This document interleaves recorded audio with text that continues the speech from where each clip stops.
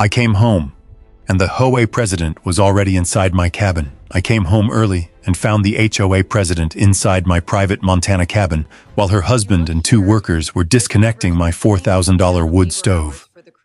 Brenda Lawson said it belonged to the community. I told them to put the tools down and get off my ranch. Then she handed me the paperwork supposedly proving she had the right to take it. And I noticed one number that didn't belong. That mistake led from my stove to a road, a property line, and years of HOA claims that looked very different once we put the real survey on the screen.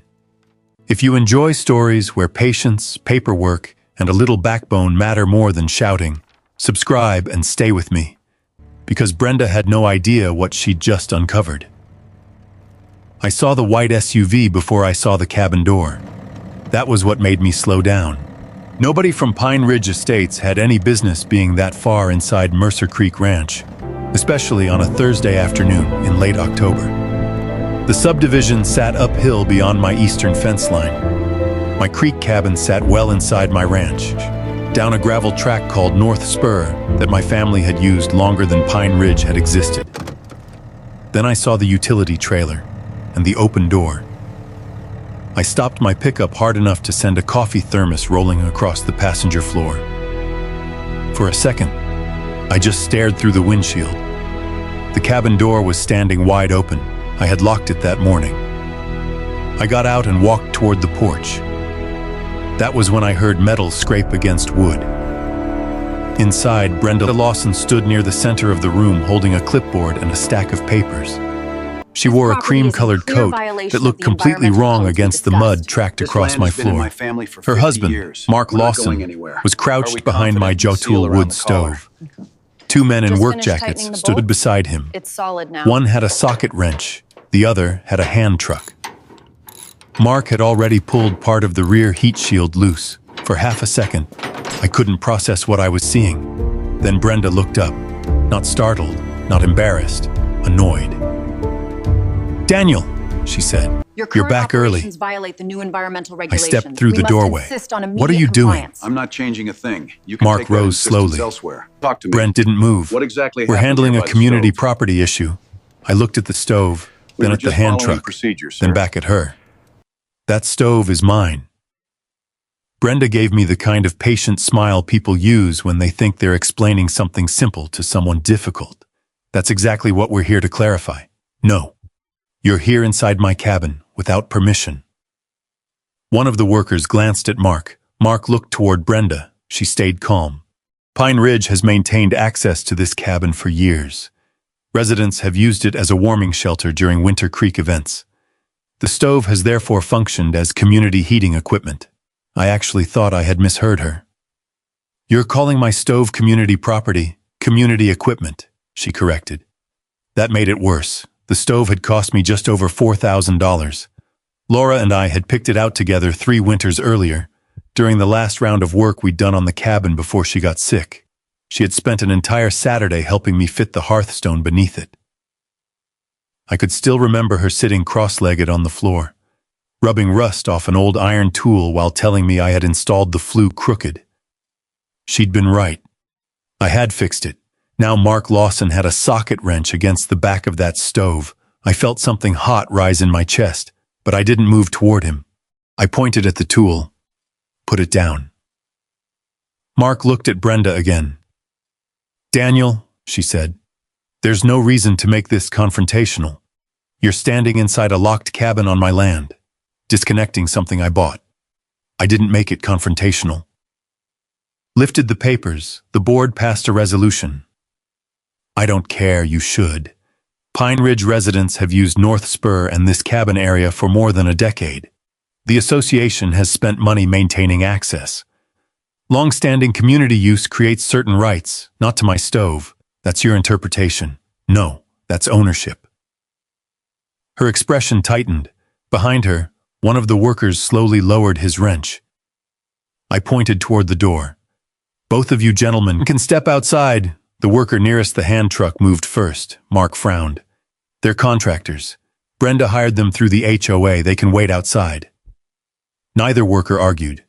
That told me they hadn't been told the whole story. Once they were on the porch, I looked at Mark. You too. He folded his arms. Brenda stepped between us before he could answer. This is unnecessary. Mark has 30 seconds to leave my cabin. She studied me. I didn't raise my voice. I didn't threaten her. I just waited. That seemed to bother her more. Mark finally set the socket wrench on the floor and walked outside. Brenda remained. You're making a serious mistake, she said. Maybe. But it'll be my mistake on my property. She held out the papers, then read this before you do anything foolish.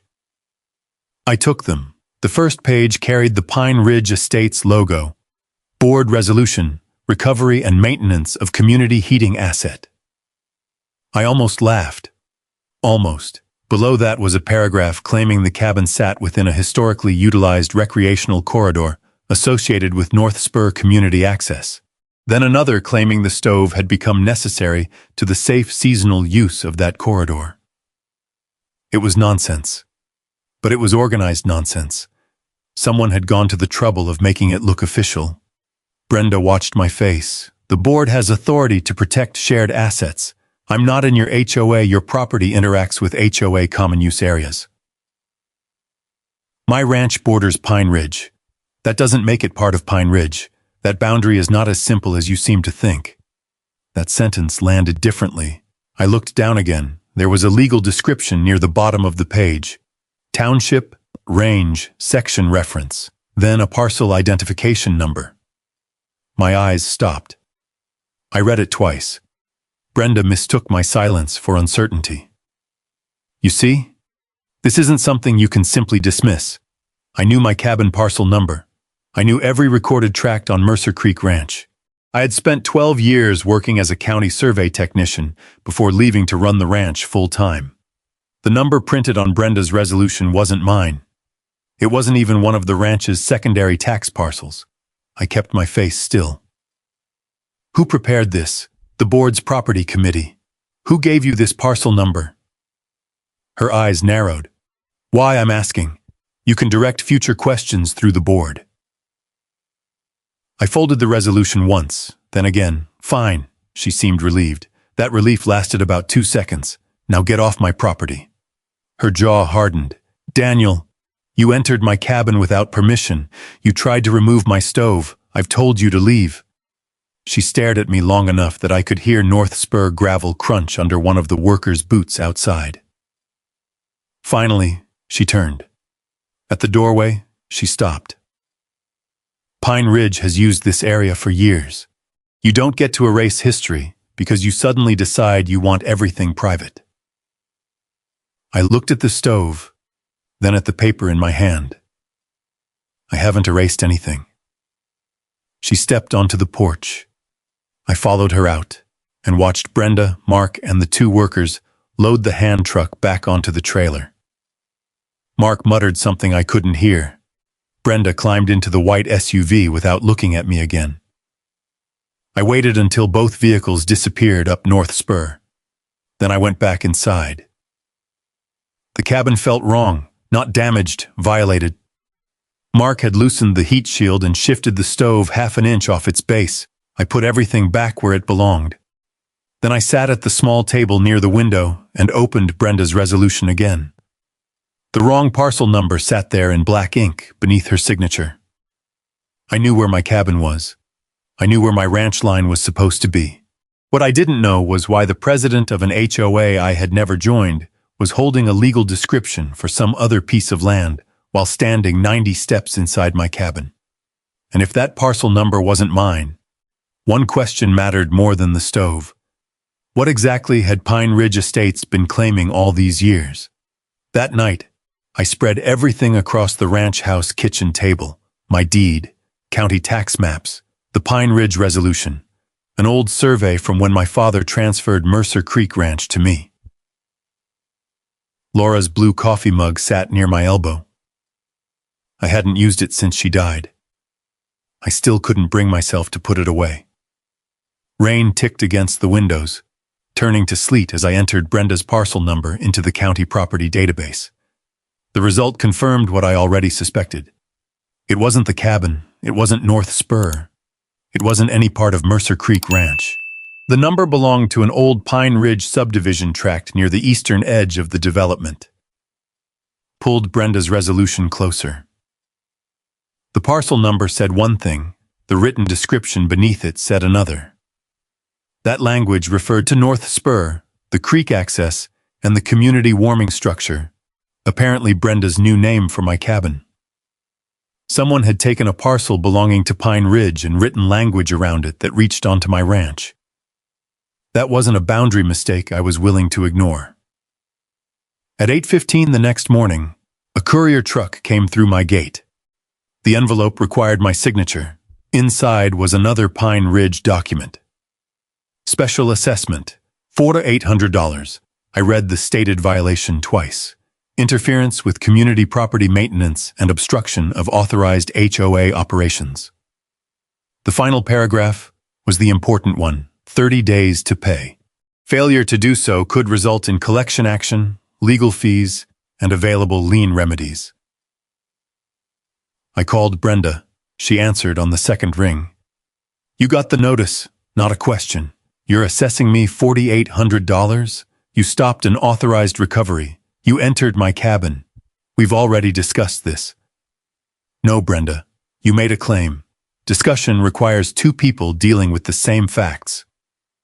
Her voice cooled. Daniel, you've benefited for years from Pine Ridge maintaining North Spur. I maintain North Spur. The association has contributed. To what? Silence. Then she said, you should pay the assessment before additional costs accrue. I'm not a member of Pine Ridge Estates. Your cabin and access corridor are subject to community rights. According to what recorded document? Another silence. Shorter this time. Our attorney will address that if necessary. Good. Have them include the deed. I hung up. By 10, I was in Rachel Kim's office with every document in a folder. Rachel handled ranch transactions, easements, access disputes, and the kind of property problems that usually started with somebody saying, "We've always done it this way." She read Brenda's resolution without speaking, then the assessment, then my deed. She returned to the resolution and circled the parcel number. This isn't yours. I know. Did Brenda know you used to work county surveys? I don't think Brenda knows much about me beyond my address. Rachel leaned back. That may be the first good thing she's done for you. I pointed to the lien language. Can they do this? They can mail you anything they want. That doesn't make the underlying claim valid, so we tell them to withdraw it, eventually. I looked at her. Eventually, Rachel pulled the tax map closer. You're focused on the stove because that's what they touched. They were taking it out of my cabin. I understand. But the stove isn't the interesting part anymore. She tapped Brenda's resolution. Don't belong to Pine Ridge. Your deed doesn't place Mercer Creek Ranch under its covenants. Yet its president walked deep onto your property with contractors because she believes the association controls an access corridor reaching your cabin. She moved her finger to the wrong parcel number, and someone created paperwork supporting that belief. The room suddenly felt very quiet. Rachel continued. If this were only Brenda misunderstanding an HOA rule, I'd send one letter and be done. But she's threatening a lien while using a parcel that doesn't match the land she's describing. What do you think happened? I don't know yet. That answer bothered me more than a confident one would have. Rachel opened the county plat on her monitor. North Spur appeared as a thin line running west from Pine Ridge toward Mercer Creek. What do you know about the original access? My father let people walk down to the creek. Mostly summer residents, families, fishermen sometimes, recorded easement, not that I know of, road agreement, no, dedication, no. Then we stop relying on memory. She picked up her phone. I'm calling Tom Avery. I knew Tom. We'd worked the same county survey crew years earlier. Rachel caught my expression. He'll work independently. You don't touch the survey. You don't tell him where you think the line should be. He follows the monuments, recorded plats, and legal descriptions. Fine. And until he's finished, Don't close North Spur. That surprised me. They're driving across my ranch, and Brenda is telling 31 homeowners you're stealing their community access. Don't hand her the picture she wants. I understood. A locked gate would feel good for about 10 minutes. A clean record would matter much longer.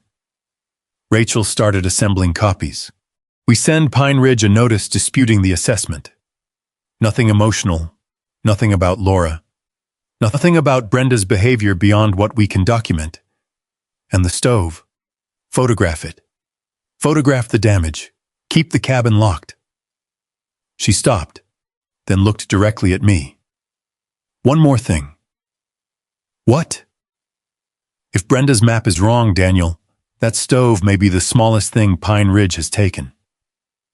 I looked again at North Spur disappearing across the county plat.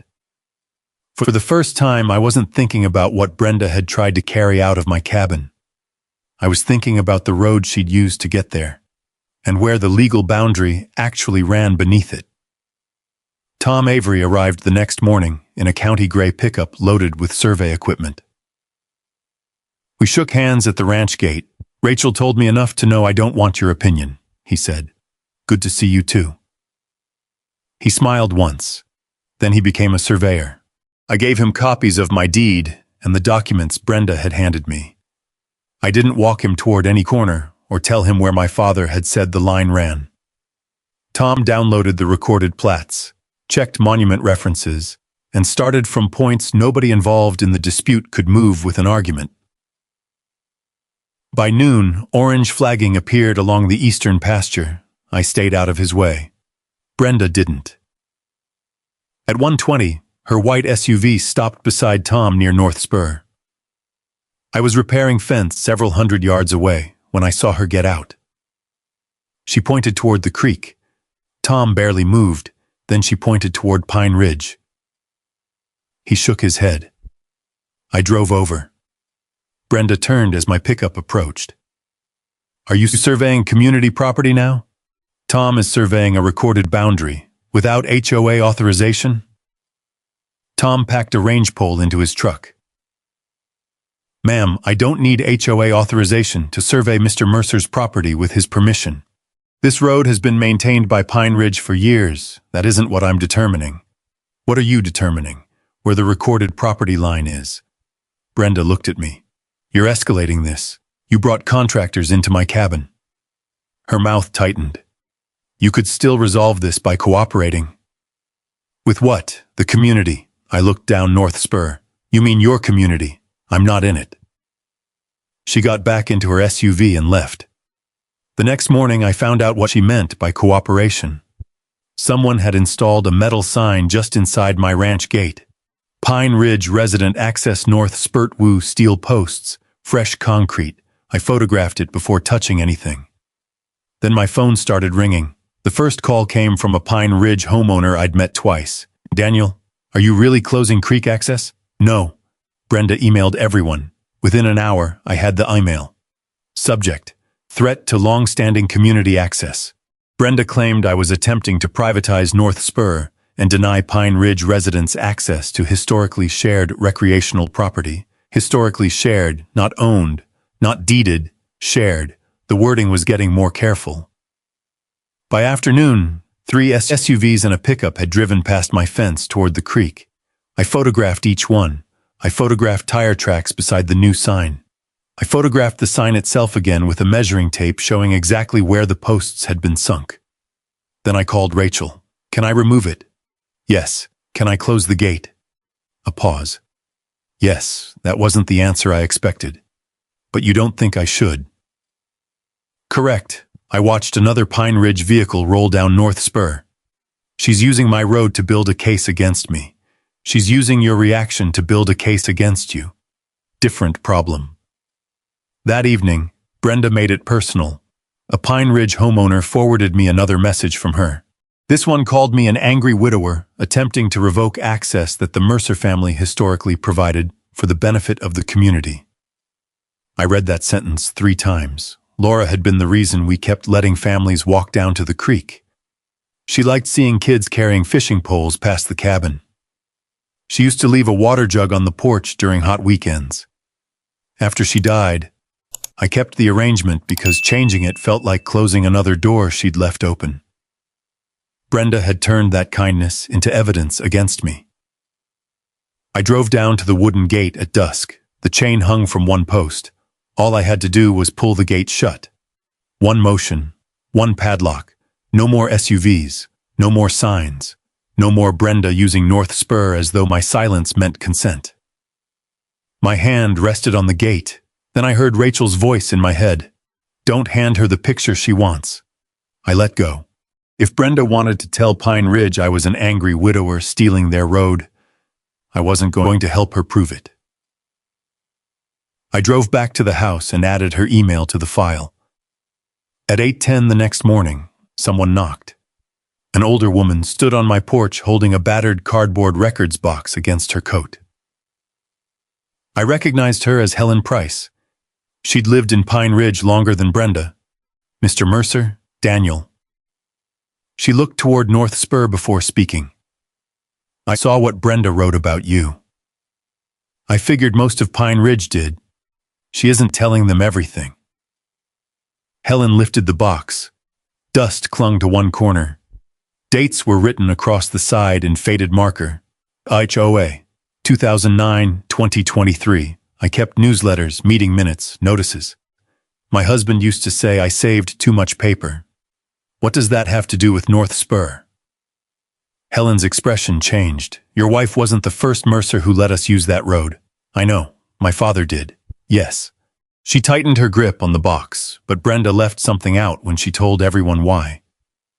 I opened the door. Helen stepped inside and set 14 years of Pine Ridge history on my kitchen table. Then she said the one word Brenda had avoided in every notice she'd sent. Permission. Helen opened the box. Inside were binders, folded newsletters, copied meeting minutes, handwritten notes, and old envelopes with Pine Ridge letterhead. She knew exactly what she was looking for. After my husband died, I started keeping everything, she said. At first because I didn't trust Brenda. Before that, because I didn't trust any board that changed rules every year. She pulled out a thin folder marked Creek Access. The first document was 14 years old, a typed letter from my father. I recognized his signature before I read a word. To the residents of Pine Ridge Estates, the Mercer family will continue allowing seasonal walking access along the existing ranch trail to Mercer Creek, so long as such use remains respectful and the Mercer family remains willing. I read the sentence twice. Walking access, seasonal existing trail, remains willing, no permanent easement, no transfer, no vehicles, no construction rights, nothing about the cabin, nothing about a stove. Helen watched me. Your father gave that to the board after someone complained residents were crossing private land. And they kept it? They did more than that. She handed me an old Pine Ridge newsletter. A boxed paragraph near the bottom thanked the Mercer family for continuing to permit summer pedestrian access to Mercer Creek. The word permit was printed in bold. I felt the first real shift in the fight. Brenda had been saying Pine Ridge possessed a long-standing community right. Her own association's records described it as permission. Permission was not ownership. Permission could be limited. Permission could be withdrawn. And permission did not turn my cabin into a warming shelter because somebody decided it was convenient. I called Rachel. She was at my kitchen table 40 minutes later. Helen laid out the records in chronological order, while Rachel photographed each page. This is good, Rachel said. How good? Good enough that Brenda's language starts looking very deliberate. She tapped the old newsletter. The HOA knew this was permissive use. At least historically. Could they claim the use changed over time? They can claim anything. The question is what they can prove. Helen pulled out another meeting packet. No board vote ever converted it. Rachel looked at her. You read all these? I attended most of them. And there was never a recorded easement discussed? Not once. Rachel sat back. Then we wait for Tom. He called just after noon. Daniel, come down to the east pasture. Rachel and I met him near North Spur. Cold wind moved through the grass while Tom stood beside 2 flagged points with his field tablet. He didn't smile. I've got the first section tied. Where's the line? He turned the screen toward us. The recorded boundary is east of where Pine Ridge's site map shows it. How far? That depends on the point. He zoomed in, then traced North Spur with 1 finger. The final 1,300 feet of this road are entirely inside Mercer Creek Ranch. Rachel asked, no overlap? None. He moved the map again, and your cabin is about 90 feet inside the recorded Mercer line. I looked toward the cabin through the trees. Brenda had driven more than a quarter mile down my road, crossed deeper onto my ranch, walked into my cabin, and tried to remove my stove, then fined me for interfering with community property. Rachel was quiet for a moment. So Pine Ridge's map is wrong. Tom shook his head. I said the recorded boundary is different. I haven't finished enough work to tell you why their map is different. That distinction mattered. Rachel nodded. What about the access claim? Tom looked at the old letter Helen had brought. Surveying won't decide permission. But if this is the controlling deed line, then North Spur isn't an HOA road just because they've used it. Helen exhaled slowly. I knew Brenda was stretching things. I didn't know she was standing that far over. Neither did I. For the first time since I found her in my cabin, I felt something other than anger. I felt leverage, not because I had shouted louder, because the paper trail and the ground were beginning to agree with each other. Rachel gathered the documents. We send Brenda nothing new yet. I looked at her. She thinks the road is hers. Exactly. You want her to keep talking. I want her to commit to her position before she knows what Tom found. Tom started packing his equipment. Then he stopped. He stared past us toward the creek. Near the edge of the gravel parking area, an old concrete survey monument sat half-buried beside a stand of lodgepole pine. Tom walked toward it. He crouched, brushed dirt and pine needles away, and checked the stamped cap. His expression changed. What? He looked from the monument to his tablet, then back toward the timber entrance Pine Ridge had built years earlier. Daniel, North Spur isn't the boundary problem I'd be worried about. Rachel stepped closer. What are you seeing? Tom stood. I'm not ready to call it yet. He pointed toward the entrance, the mailbox turnout, and the open gravel near the creek. But if this monument checks against the original plat, Pine Ridge may have built a lot more than a road past your line. Tom came back the next morning with historical plats, monument notes, and a second GPS receiver. By then, a thin layer of snow had settled over the eastern pasture. He spent 3 hours checking old coordinates against the concrete monument near the creek and 2 additional corners farther north. Rachel arrived just before noon. I knew from Tom's face that he had the answer. He set his tablet on the hood of my pickup. The monument is good. How good? Original position. Matches the recorded plat within tolerance. He brought up the completed boundary. North Spur was only the beginning. The decorative timber entrance Pine Ridge had built near the lower road crossed onto Mercer Creek Ranch by nearly 16 feet. The cluster mailbox turnout sat partly on my side. The snow storage pad Brenda's board had expanded 2 winters earlier crossed even farther. And at the creek, roughly a third of the gravel parking area lay west of the recorded line. On my land. Rachel stared at the screen. How long have those improvements been there? The entrance, about 6 years, I said. The parking expansion, maybe 4. Tom nodded toward the snow pad. That one looks newer. I remembered the work trucks, Mark Lawson's trucks. Brenda had called it a community safety project. Rachel looked at me. Do you have HOA records showing who built these? Helen might. She did. By that afternoon, Helen had found copies of 3 Pine Ridge newsletters and 2 meeting summaries. One announced construction of a new creek access entrance. Another approved expansion of the winter snow storage area. The contractor name appeared in the financial summary. Lawson Property Services, Mark's company. Rachel read the line twice.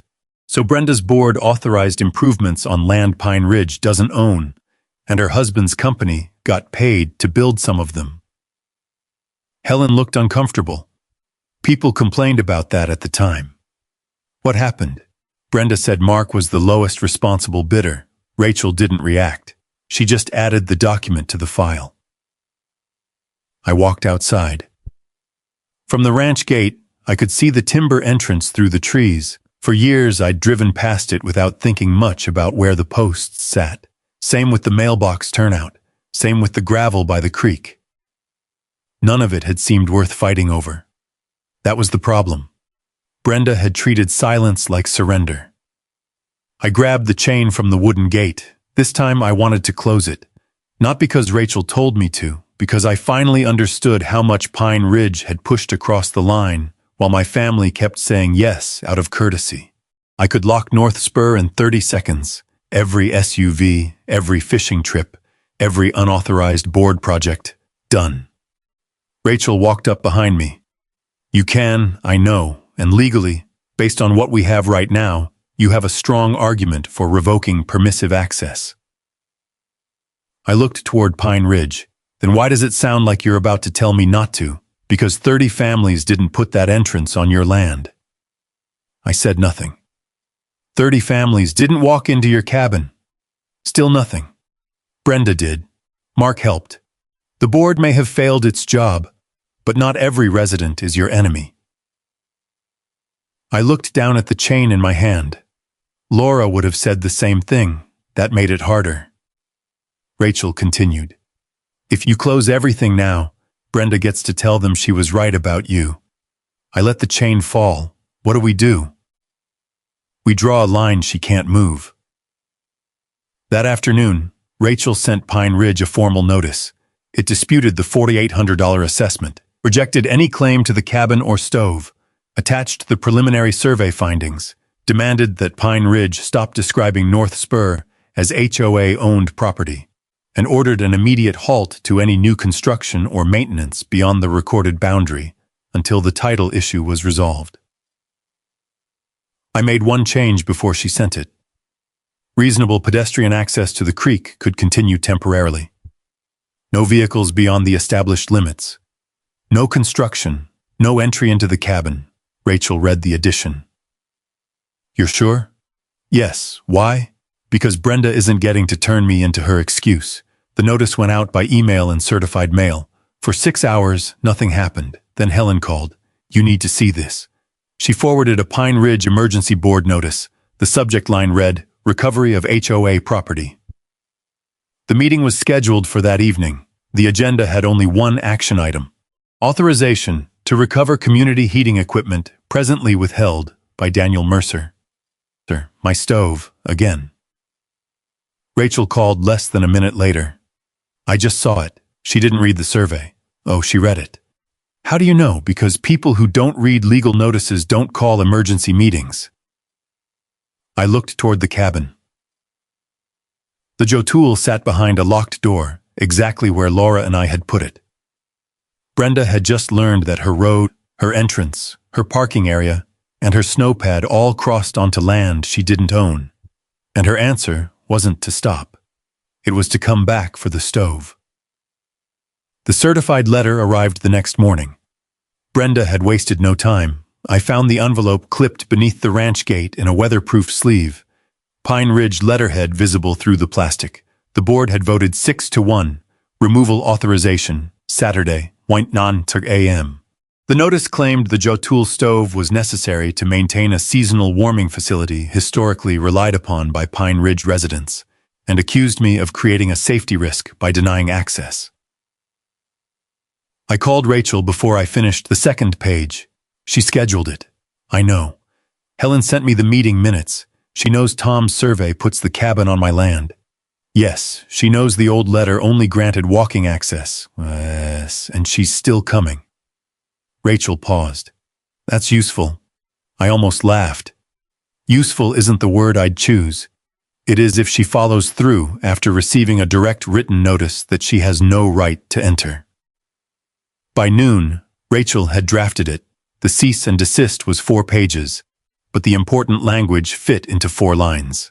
The cabin was private property. The stove was private property.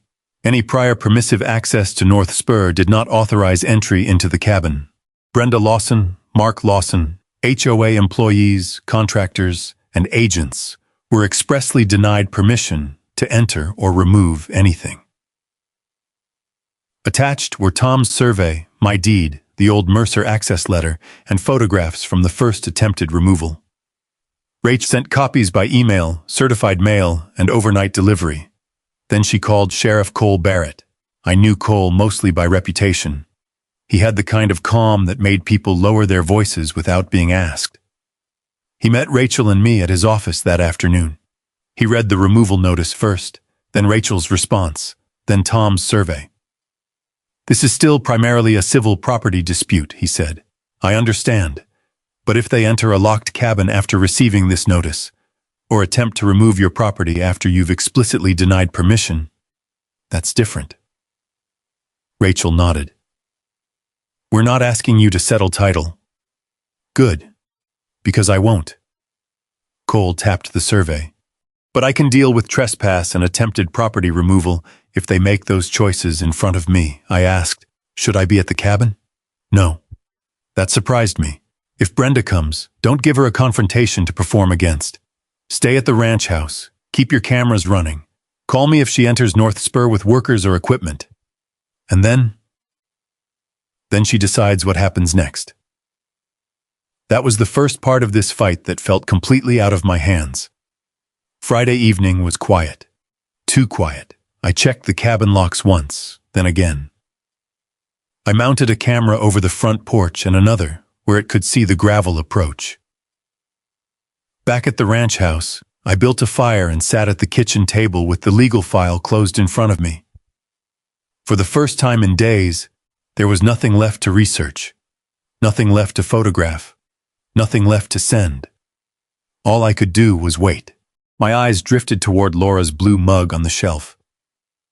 I remembered the day we installed the jaw tool. She had spent an hour sanding rust from an old cast-iron poker because she said a new stove deserved old tools. I had told her nobody would notice. She had looked at me and said, "That's not the point." 3 years later, Brenda had turned that stove into a test of something larger than ownership. She was testing whether my refusal mattered, whether a board resolution could erase a deed, whether enough repetition could turn permission into entitlement, whether being quiet meant I could be pushed. I fed another log into the fire. Outside, the ranch was still. At 8:43 Saturday morning, I made coffee. At 8:51, nothing. At 8:55, I opened the security feed on my phone. Empty road. At 8:57, the screen flashed. Motion detected. North Spur. A white SUV came through the ranch entrance. Brenda. 10 seconds later, a utility trailer appeared behind her. Mark was driving. 2 men in work jackets sat in the cab. The trailer carried a hand truck, moving blankets, straps, and a toolbox. They weren't coming to talk. I called Cole. "They're here." His voice didn't change. "Stay where you are." I watched Brenda's SUV roll deeper onto Mercer Creek Ranch, past the sign she'd installed, past Tom's survey flags, toward the cabin she had already been told in writing she had no right to enter. Then the camera angle changed. The utility trailer stopped behind her.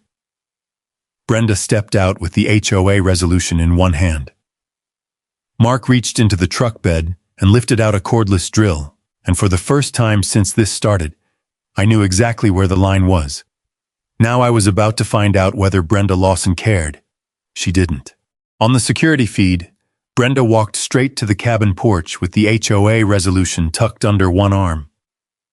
Snow drifted across North Spur in thin sheets. Mark followed with the cordless drill.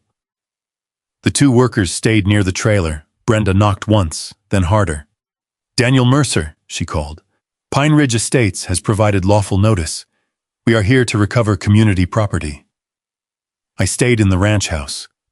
Cole had told me not to give her a confrontation, so I watched. Brenda knocked again.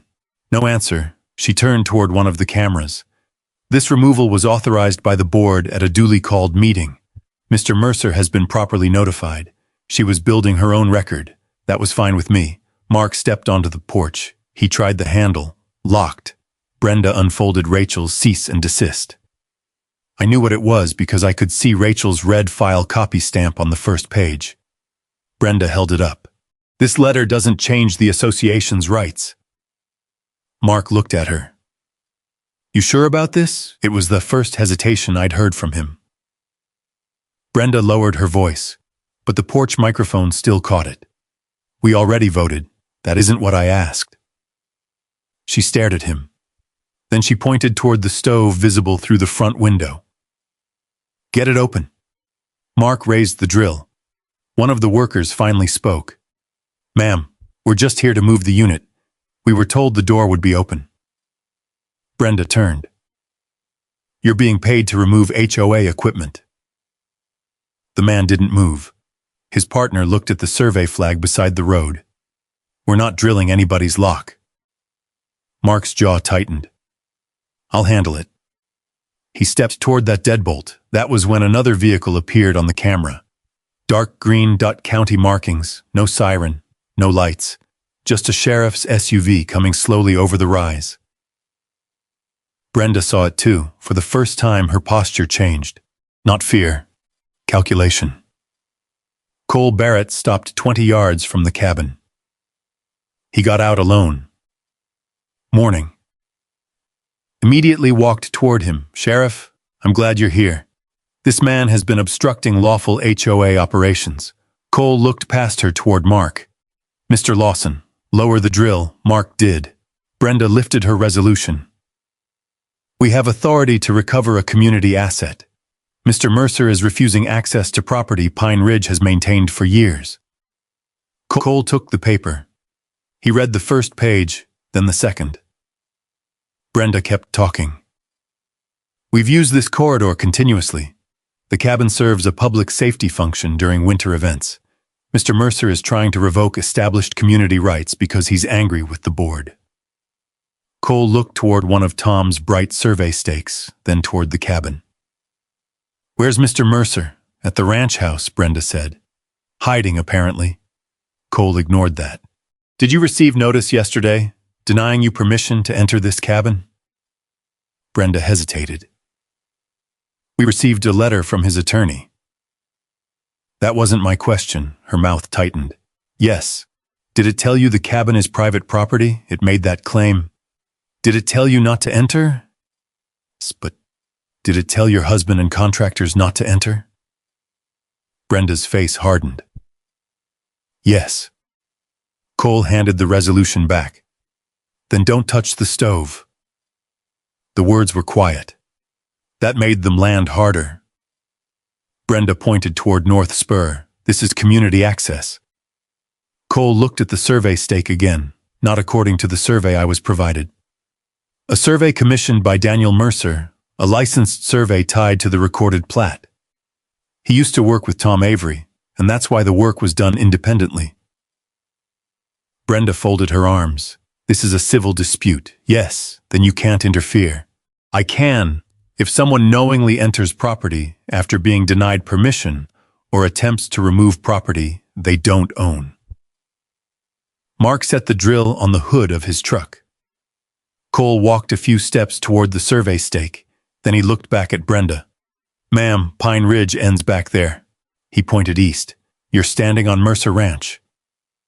Nobody spoke. The workers exchanged a look. One of them started rolling the hand truck back toward the trailer. Brenda's face flushed. This isn't over. Cole nodded. Civilly? Maybe not. She stared at the cabin, then at the camera, then at Cole. Finally, she turned toward Mark. Load up. They left without touching the door. I waited until Cole called before I drove down. By the time I reached the cabin, only his SUV remained. He was standing beside the porch. You handled that correctly, he said. I didn't handle anything, exactly. I looked at the untouched lock. What happens now depends on her. As if summoned by the question, my phone vibrated. An HOA-wide email from Brenda Lawson subject. Emergency membership meeting. Pine Ridge would meet Monday night to determine the status of North Spur, the creek access corridor, and what Brenda called wrongfully withheld community assets. Cole read the screen over my shoulder. She isn't backing down. No, I looked uphill toward Pine Ridge. Brenda had failed at the cabin. Now she was going to put me in front of 31 households and ask them to choose between her version of the map and mine. That was fine, because this time, I wouldn't be bringing an argument. I'd be bringing the line. Monday night, Pine Ridge's community hall was packed. Wind pushed sleet against the windows while 31 households crowded into folding chairs beneath exposed timber beams. Brenda stood at the front beside a projector screen, composed again, as if Saturday morning had never happened. Mark sat near the wall with his arms crossed. Rachel took the chair beside me. Tom set a laptop on the table. Helen sat 2 rows behind us with her records box at her feet. Brenda called the meeting to order. This community has used North Spur and Mercer Creek access for years, she began. Now one neighboring landowner is attempting to erase that history. A few people nodded, then she projected a full-color Pine Ridge site map. North Spur appeared as a clean line running from the subdivision toward the creek. The gravel parking area was shaded green. The cabin sat beside a labeled recreational corridor. On that map, Brenda's claim looked obvious. That was the problem. This map has been used by Pine Ridge for years, she said. Residents bought homes with the understanding that creek access was part of the community. A man near the front raised his hand. Are you saying Daniel can close the road tomorrow? Brenda didn't hesitate. If we let him establish control, yes. A murmur moved through the room. That was the fear she'd built everything around. Not the stove, not me, the creek. Brenda pointed toward the screen. Pine Ridge has maintained North Spur. We've funded snow removal. We've improved the entrance. We've provided safe parking. Continuous use and investment matter. Rachel leaned toward me. Let her finish. I hadn't planned to interrupt. Brenda kept going. She described me as someone trying to turn shared community infrastructure into private property. She never mentioned my father's permission letter. She never mentioned Tom's survey. She never mentioned that Sheriff Barrett had stopped her from drilling into my cabin. Then someone behind me spoke. That's not how it started. Helen. Brenda stopped. Helen stood slow. I lived here before that map was printed. The room quieted. Brenda forced a smile. Helen, we'll take comments after the presentation. No, you'll take this one now. That got everyone's attention. Helen lifted a yellowed newsletter. The Mercer family didn't give Pine Ridge a road. Brenda's face changed. Barely, but I saw it. Helen continued. They let us walk across their ranch. A woman near the aisle asked, "What's the difference?" Rachel answered quietly from beside me. "A great deal."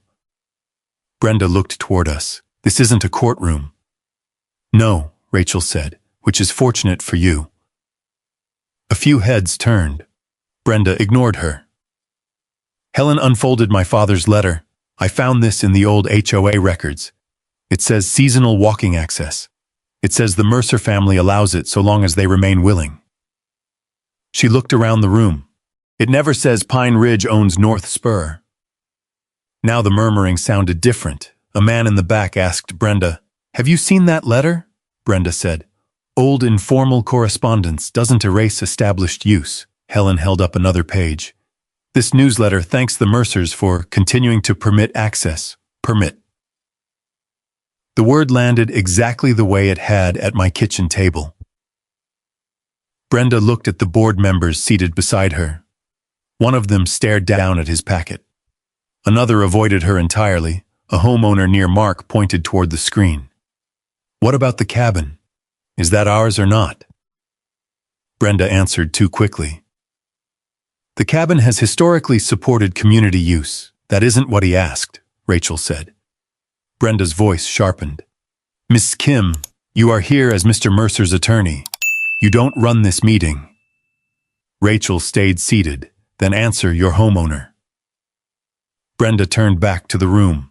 The cabin lies within the established access corridor, shown on the association map. Tom's eyes moved to me.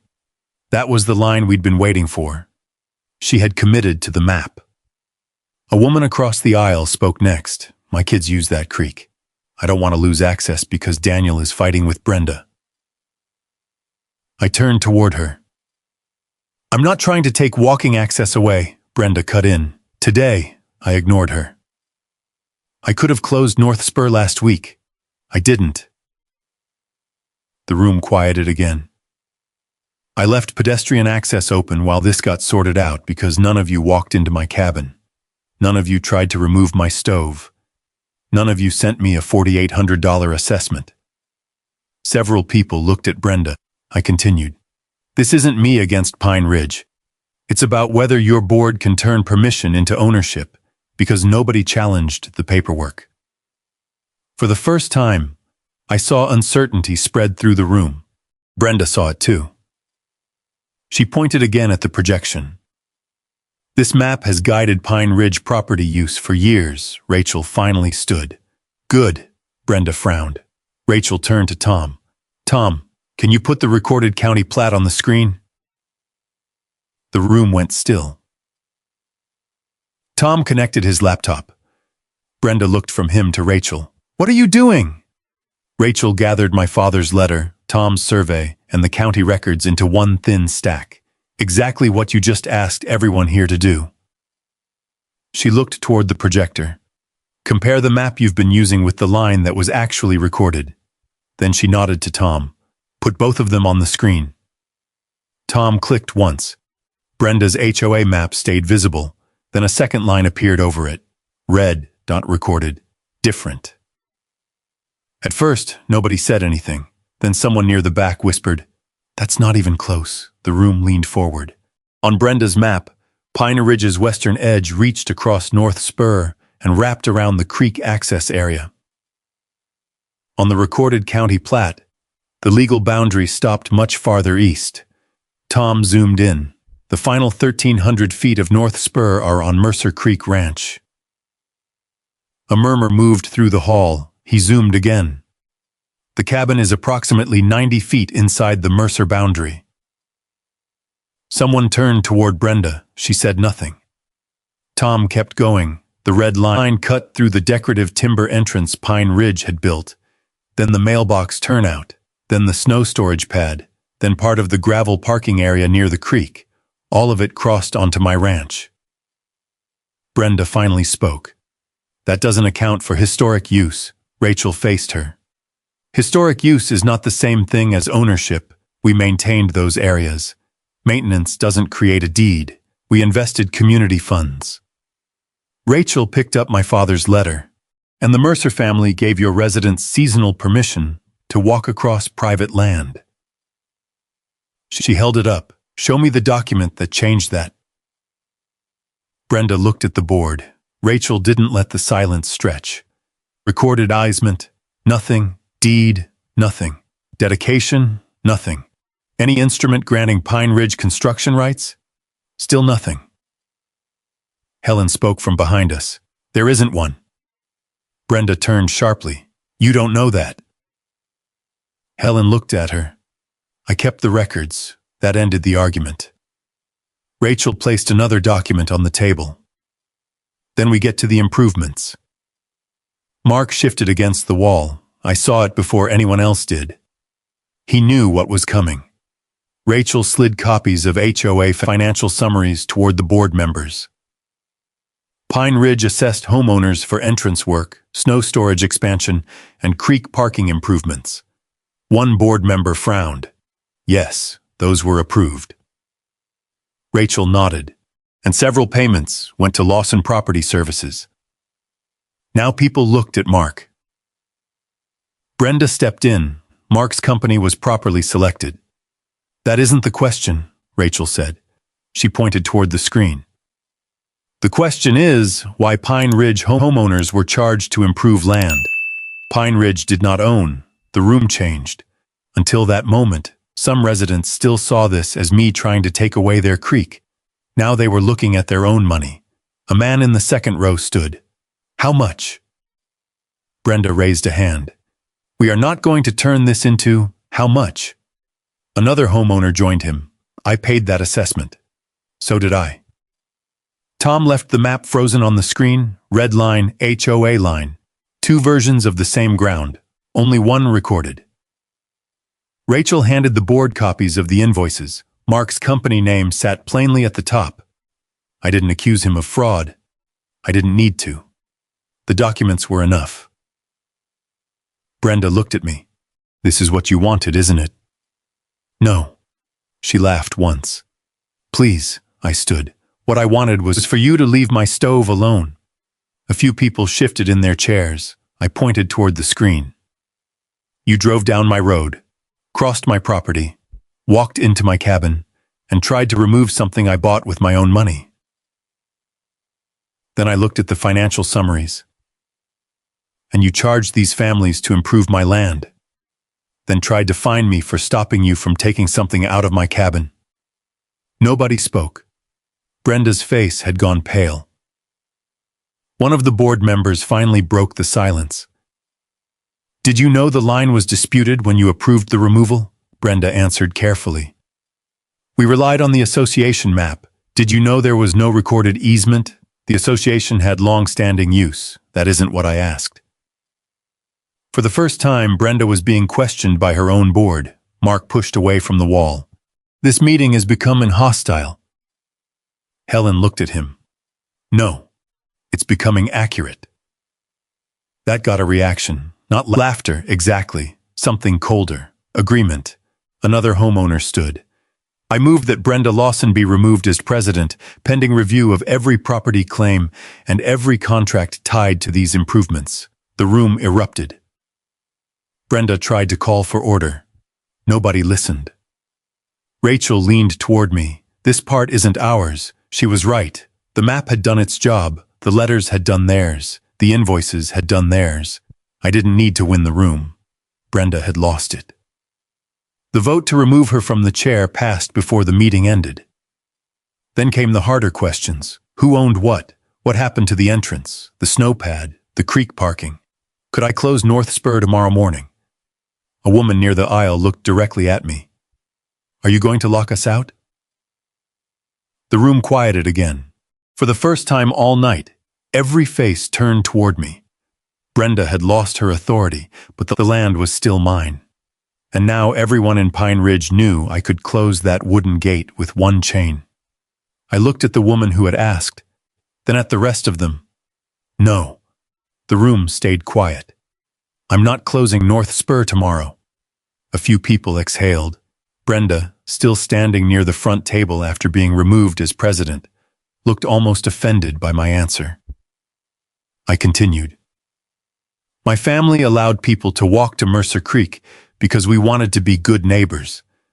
Brenda treated that permission like ownership. I'm not going to make the same mistake in reverse and punish 30 families for what she did. Rachel glanced at me but said nothing. I already knew what she was thinking. Make it recorded this time. Make it clear, no assumptions, no favors that could be rewritten 20 years later. The temporary board chair asked, "What do you want?" I looked at the red line still projected behind him. I want the line respected. That became the basis of everything that followed. Over the next 3 weeks, Rachel negotiated directly with Pine Ridge's replacement board. The $4,800 assessment was canceled first. So was every lien threat tied to it. The HOA agreed to reimburse my survey costs and legal fees. Mark Lawson's company was barred from future Pine Ridge contracts under a new conflict of interest rule. Then came the land. The snow storage pad had to be moved completely east of the Mercer boundary. The timber entrance had to be corrected where it crossed onto the ranch. Unauthorized vehicle parking near the creek had to be removed. The HOA also signed a formal acknowledgement that the cabin, the final 1,300 feet of North Spur, and all land outside the new access agreement belonged to Mercer Creek Ranch. Most important, the old loose permission system ended. In its place, Rachel drafted a narrow recorded pedestrian easement, walking access only, defined route, defined hours, no vehicles, no construction, no claim to the cabin, no right to expand the corridor later because somebody had always used it. I read every line before I signed. So did the new board. Helen did too. When she finished, she smiled. Your father would have liked this. He probably would have said it was too many pages. That too. Brenda fought the agreement until the last board meeting she attended. She argued Pine Ridge was giving away rights it already possessed. Nobody supported her. Without the unofficial map, without her title as president, and without people being afraid to question her, her certainty sounded different, smaller. Mark stayed mostly silent. His company lost the contracts. Pine Ridge reviewed the old invoices and adopted rules requiring competitive bids and disclosure whenever a board member had any connection to a contractor. No one was dragged away in handcuffs. No one needed to be. The consequences were simple and public. Brenda lost the authority she had abused. Mark lost access to HOA work that had benefited from that authority. And Pine Ridge lost the ability to pretend private land became community property through repetition. By early December, the corrections were finished. The snowpad had been moved. The entrance posts stood where they belonged. The gravel near Mercer Creek had been narrowed back to the agreed area. A new survey marker stood beside North Spur, clean, visible. Recorded. One afternoon, after a heavy snow, I walked down to the cabin alone. The ranch was quiet except for the creek moving beneath a skin of ice. I passed the wooden gate. It was open, not because Brenda had forced it open, because I had chosen to leave it that way under terms everyone now understood. At the cabin, I unlocked the door. The Joe Tool stove was exactly where Laura and I had installed it. The heat shield Mark had loosened weeks earlier had been repaired. I knelt, opened the stove, and set 2 pieces of lodgepole pine inside. The fire caught slowly, then stronger. Warmth moved through the room. For a moment I could see Laura on the floor again, sanding rust off that old iron poker and telling me the flue was crooked. I smiled. Outside the window, the new survey marker stood bright against the snow. That was the difference Brenda had never understood. A line could be generous without disappearing. A neighbor could share without surrendering. A map could be printed in color, passed around for years, and still be wrong. A board could vote, a president could issue notices, an HOA could collect money and build structures. But none of that changed a deed. None of it changed a recorded boundary. And none of it gave Brenda Lawson the right to walk into my cabin and take something that belonged to me. She had come for a wood stove because she believed years of getting her way had turned permission into ownership. Instead, she gave me a reason to check every line she had crossed. By the time it was over, the stove was still mine, the cabin was still mine, the ranch was still mine, and Pine Ridge finally knew where its authority ended. I closed the stove door. The fire settled into a steady burn. Outside, snow covered both sides of the boundary, but the line was still there, exactly where it had always been. And maybe that's the lesson we're carrying home from Daniel's story. Being a good neighbor doesn't mean giving up your rights. Daniel's family had allowed people to rush their plan because they believed in generosity, not because they were surrendering ownership. When that kindness was mistaken for entitlement, Daniel didn't answer with wrath or anger. He checked the deed, filed the own permission letter, hired an independent surveyor, documented what happened, and let the facts speak to you. In the end, he didn't lock everybody out just because he could. He rotated the range while reserving reasonable rate access under a clear, recorded agreement. That's quite kind of chance, knowing where your line is, standing by it, and still leaving room for decent neighbors on the other side. Because something justice isn't about making somebody else lose. It's about making sure the truth is clear enough that everyone knows what belongs to whom, what was freely given, and what was never theirs to take. If you would handle it the same way Daniel did, type yes in the comments. And if you ever deal with an HOA, a boundary dispute, or a neighbor who confuses kindness with permissions, tell us what happened. I read those stories and I know other folks here to do. And if story about range land, property rights, and ordinary people standing their ground with patience and good sense are your kind of thing, subscribe and stay with us. There are plenty more stories from the American West still to come.